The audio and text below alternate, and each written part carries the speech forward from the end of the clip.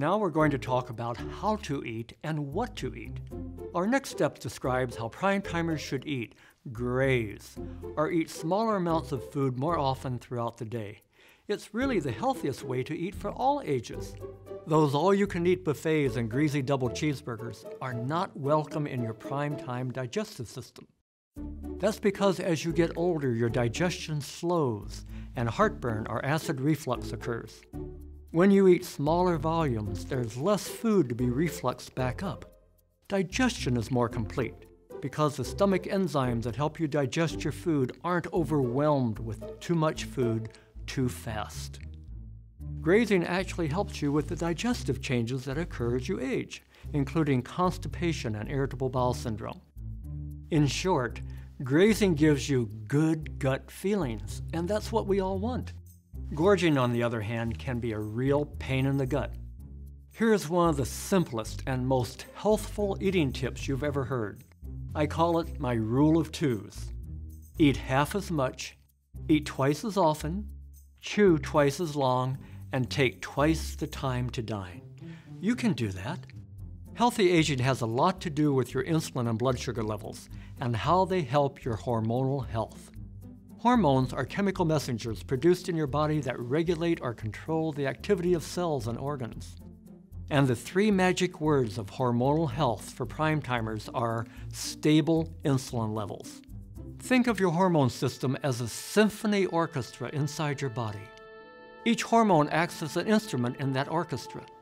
Insulin is like a master conductor. When you're a gorger and your blood insulin levels rise and fall dramatically, the orchestra performs erratically. But when you're a grazer and your blood insulin is stable, hormones perform their best, and beautiful music, or what we call health and wellness, is the result. Okay, that's what grazing does for you. Now that you realize why grazing is so good for you, it's important that you graze on good foods. The older we get, the less packaged foods and junk foods we should eat. Each time you put junk food into your body, you get back junk health. Remember my sticky stuff theory of aging. You put sticky stuff in your mouth, you get sticky stuff in your arteries, your brain, your eyes, your joints, your skin, and all those aging parts. It's as simple as that. Now that you've learned how to eat, let's learn what to eat. Here's a list of foods I call prime time foods, those that help lengthen your lifespan and your health span.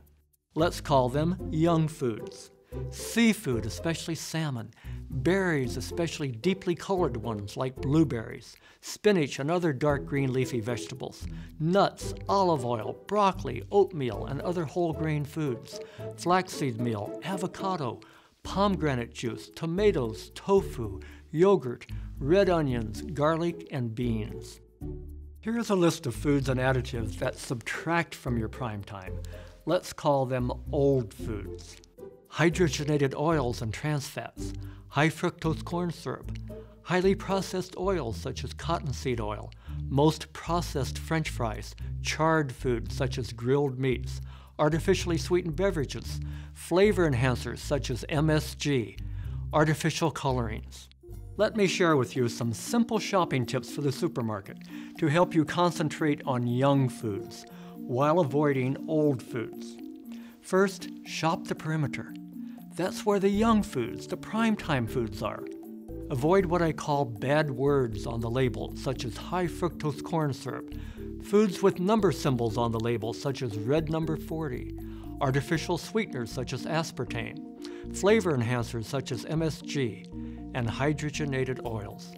Your gut is sometimes referred to as the second brain, because once your gut gets used to a better diet, it's smart enough to reject the junk foods you used to enjoy. That's the first thing I noticed when I became more careful about what I eat. It seemed as if there was an internal voice in my gut saying, eat bad and you'll feel bad. Eat good and you'll feel good.